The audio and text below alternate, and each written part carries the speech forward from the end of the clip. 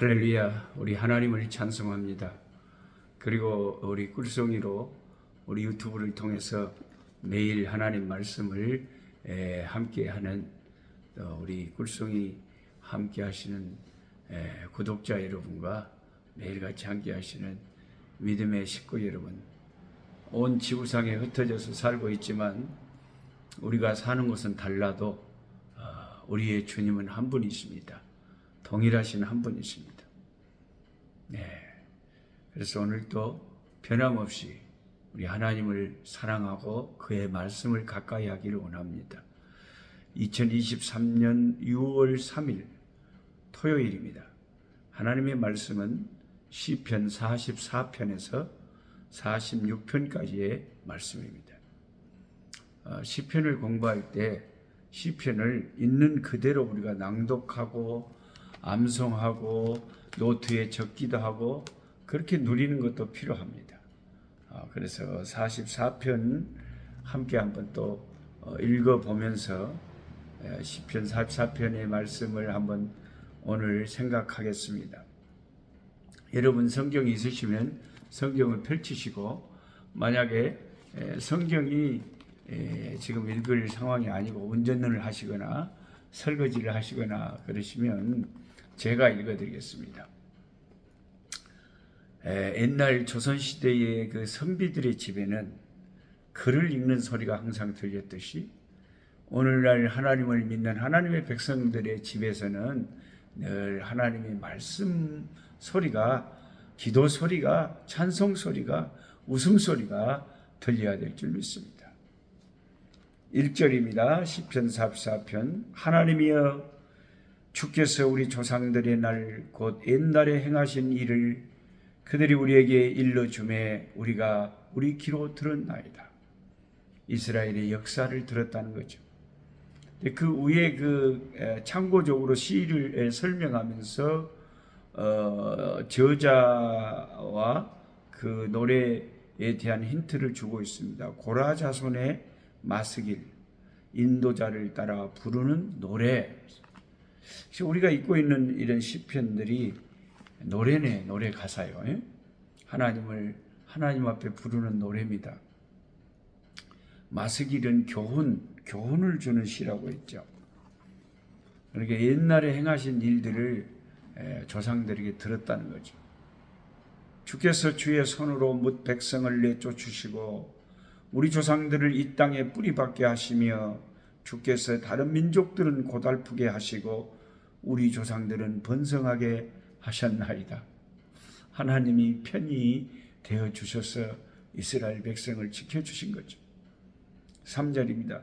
그들이 자기 칼로 땅을 얻어 차지함이 아니요 그들의 팔이 그들을 구원함도 아니라 오직 주의 오른손과 주의 팔과 주의 얼굴의 빛으로 하셨으니 주께서 그들을 기뻐하신 까닭입니다. 자기 조상들이 힘이 좋아서, 군사력이 좋아서 땅을 차지한 것이 아니라 전능하신 하나님의 은혜로 가나안 땅을 차지하게 됐다. 그렇게 고백합니다. 근데 이렇게 긴 가사를 어떻게 노래를 할까요? 그러니까 노래하는 패턴이 지금 우리가 알고 있는 무슨 유행가나 세상 노래하고는 다르게 불렀을 것 같아요. 어떻게 불렀을지는 모르겠지만, 그죠? 그들이 자기 칼로 땅을 얻어 차지함이 아니요 그들의 팔이 그들 구원함도 아니요. 이런 걸 노래로 어떻게 멜로디를 붙여서 불렀을까요? 4절에 하나님이여, 주는 나의 왕이시니 야곱에게 구원을 베푸소서. 야곱에게 구원을 베풀어 달라는 것은 이스라엘 나라를 하나님이 건져 달라는 거죠. 이 고라 자손도 이렇게 자기 민족을 위해서 기도하지만 저와 여러분들도 우리가 어디에 있든지 우리나라와 민족을 위해서 늘 기도하지 않습니까? 우리가 주를 의지하여 우리 대적을 누르고 우리를 치러 일어나는 자를 주의 이름으로 밟으리이다. 나는 내 활을 의지하지 아니할 것이라. 내 칼이 나를 구원하지 못하리이다. 아멘. 오직 주께서 우리를 우리 원수들에게서 구원하시고 우리를 미워하는 자로 수치를 당하게 하셨나이다. 우리를 미워하는 자로 수치를 당케 하시는 하나님. 아멘 아멘. 우리가 종일 하나님을 자랑하였나이다. 우리는 하나님의 이름에 영원히 감사하리다. 셀라. 만약에 셀라가 그 세 가지 해석 중에서 세 가지 해석을 어제 제가 이야기했잖아요. 제일 처음에는 간주라고, 잠깐 쉰다고. 그 다음에 둘째는 영원히, 그런 뜻이라서 아마 셀라 다음에 코러스가 등장한다고, 노래니까요. 아니면 세 번째로 이 셀라라고 부분이 나오면 찬송하는 사람들이 다 엎드려서 하나님 앞에 엎드려 절을 했다, 그런 표시가 셀라다 그랬는데, 만약에 그 첫 번째 해석인 셀라가 간주라면 여기 이제 8절까지 영원히 감사하리다 하고 좀 쉬었다가 그 노래가 9절에 계속된 거죠. 그러나 이제는 주께서 우리를 버려, 완전히 상황이 달라지네요. 그러니까 역사에 그 하나님께서 우리와 함께 계셔서 우리나라가 승승장구하던 때가 있었는데, 지금 이 시편 44편을 쓰는 이 고라 자손들이 쓰고 있는 이 상황에서는 굉장히 이스라엘이 위기, 풍전등화, 너무 고통 속에 있는 것 같아요. 그러나 이제는 주께서 우리를 버려서 욕을 당하게 하시고 우리 군대와 함께 나아가지 않으시고, 하나님이 이제 채찍질하시고 심판하시는 때인 거죠. 주께서 우리를 대적들에게서 돌아서게 하시니 우리를 미워하는 자가 우리를 위하여 탈취하였나이다. 주께서 우리를 잡아먹힐 양처럼 그들에게 넘겨주시고 여러 민족 중에 우리를 흩으셨나이다. 여러 민족 중에 흩으셨다. 나라를 이룬 거죠. 주께서 주의 백성을 헐값으로 파시며 그들을 판값으로 이익을 얻지 못하였나이다. 자기 백성을 팔아 넘겨버렸죠. 주께서 우리로 하여금 이웃에게 욕을 당하게 하시니 그들이 우리를 둘러싸고 조소하고 조롱하나이다. 망했어요. 주께서 우리를 뭇 백성 중에 이야기거리가 되게 하시며 민족 중에서 머리 흔듦을 당하게 하셨나이다. 사람들이 우리를 보고 막 쑥덕거린다는 거죠. 나의 능력이 종일 내 앞에 있으며 수치가 내 얼굴을 덮었으니 나를 비방하고 욕하는 소리 때문이요 나의 원수와 나의 복수자 때문이다. 이 모든 일이 우리에게 임하였으나 우리가 주를 잊지 아니하며 주의 언약을 어기지 아니하며, 그 능력과 고통과 아픔이 임했지만 그래도 하나님을 기억했다는 거죠. 우리 마음은 위축되지 아니하고 우리 걸음도 주의 길을 떠나지 아니하였습니다. 주께서 우리를 성량의 처소에 밀어넣으시고 우리를 사망의 그늘로 덮으셨나이다. 우리가 우리 하나님의 이름을 잊어버렸거나 우리 손을 이방신에게 향하여 폈다면 하나님이 이를 알아내지 아니하셨으리까. 무릇 주는 마음의 비밀을 아시나니. 하나님 우리 마음 다 아시죠. 우리 마음 다 아시죠. 우리가 종일 주님을 위하여 죽임을 당하게 되며 토살할 양같이 여김을 받았나이다. 이 말씀이 시편 44편의 22절이 성경을 잘 하시는 분들은 이거 신약에서 봤는데 로마서 8장에서 보셨죠. 사도 바울이 이 말씀을 인용하면서 초대교회 그 예수님 때문에 핍박받는 백성들에게 이 말씀을 인용하고 있죠. 그러나 우리가 종일 주님 때문에 도살할 양처럼 여김을 받았지만 그래도 하나님의 사랑에서 우리를 결코 그 어떤 것도 끊을 수 없다고 바울은 로마서 8장에서 이야기합니다. 어찌하여 주의 얼굴을 가리시고 우리의 고난과 압제를 잊으시나이까. 하나님은 잊지 않으시죠. 근데 하나님이 벌을 주시려고 작정하셨기 때문에 하나님이 작정하신 시간까지는 그들이 그 벌을 받는 거죠. 우리 영혼은 진토 속에 파묻히고 우리 몸은 땅에 붙었나이다. 일어나 우리를 도우소서. 주의 인자하심으로 말미암아 우리를 구원하소서. 그러니까 자기들이 잘못했지만 주님의 구원을 요청하는 그 근거가 하나님의 자비하심, 하나님의 긍휼하심에 의지해서 우리를 다시 건져달라고 탄원하고 있는 그런 시편 44편의 이 시인의 참 그 노래를 우리가 듣습니다.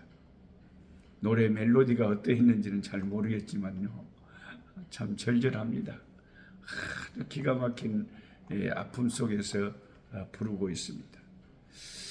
그래서 저는 시편 44편의 그 제목을 절망의 밤에 부르는 희망의 노래다, 이렇게 생각합니다. 시편 44편은 우리가 함께 지금 읽어보셨지만 극한 절망 속에서 희망을 노래하는 고라 자손의 시입니다. 고라 자손의 노래입니다. 고라 자손이 누굽니까? 민수기 26장에 보면 레위 지파에 속한 고라는 모세의 지도력에 반기를 들었다가 땅속으로 삼켜진 인물입니다. 아주 불명예스러운 인물입니다. 그러나 그 자손들, 그 아들들은 아버지의 반역에 이건 우리 아버지가 잘못하고 있다 생각하고 가담하지 않아서 그 아들들은 살아남았습니다. 역대하 20장 19절에 고라의 자손들이 성전의 성가 대원으로 쓰임받습니다. 그리고 그 이전에는 역대상 9장 19절에 보면 26장 1절에도 나오죠. 성전의 문지기로 고라 자손들이 쓰임받고 있습니다. 당시의 성전의 문지기는 오늘날 청와대 경호실처럼 그렇게 아무나 가질 수 있는 직업이 아니었습니다. 성전의 문지기는 특별한 신뢰받고 하나님이 사랑하는 사람들이 할 수 있었습니다. 고라 자손들이 하나님의 성전의 성가대원과 성전의 문지기로 쓰임받았다는 것은 그만큼 하나님 앞에 인정을 받는 신앙인들이었다는 거죠.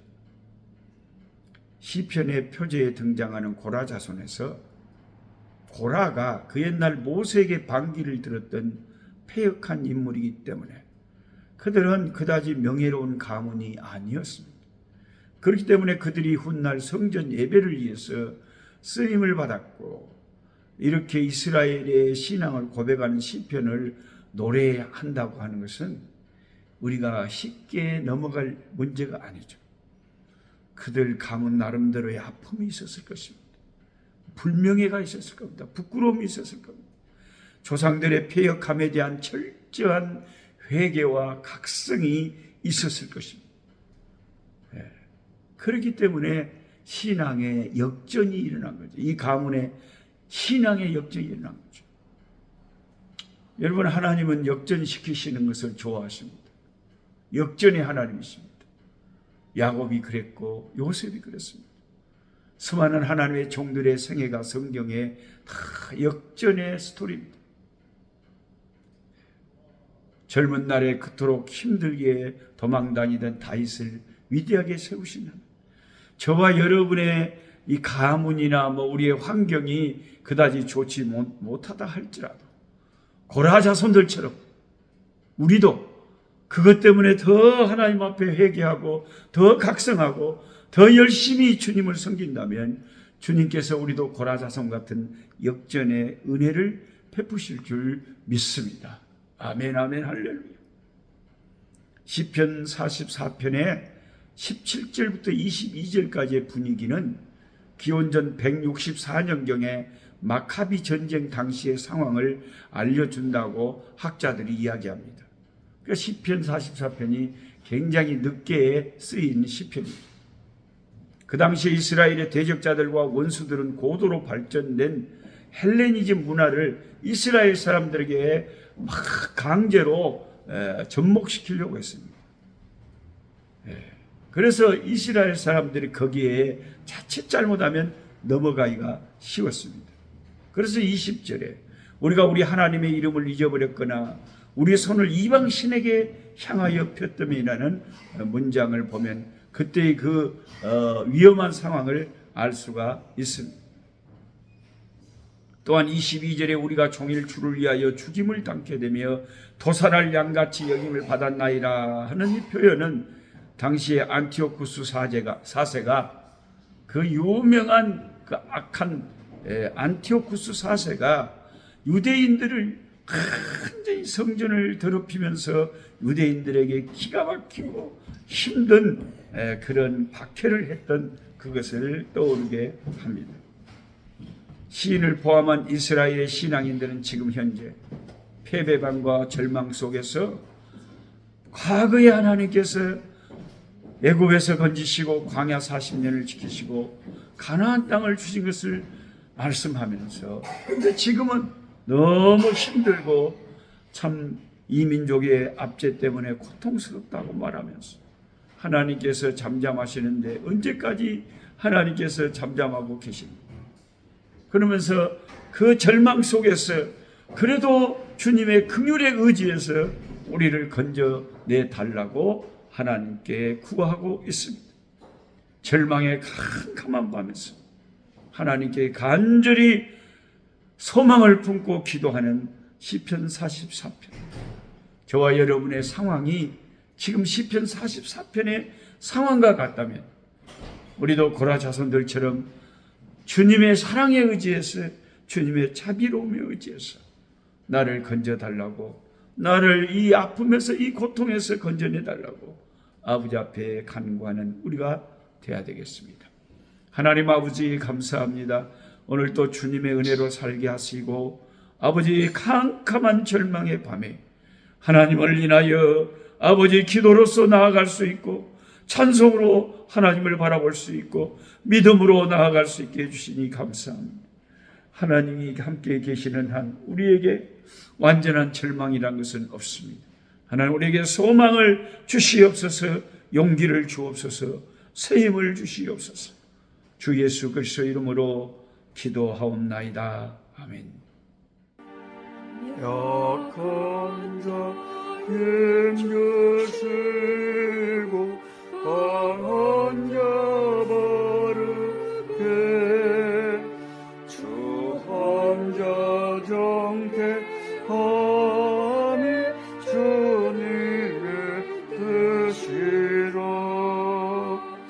해 아래 압박 있는 곳 주 거기 계셔서 그 팔로 막아 주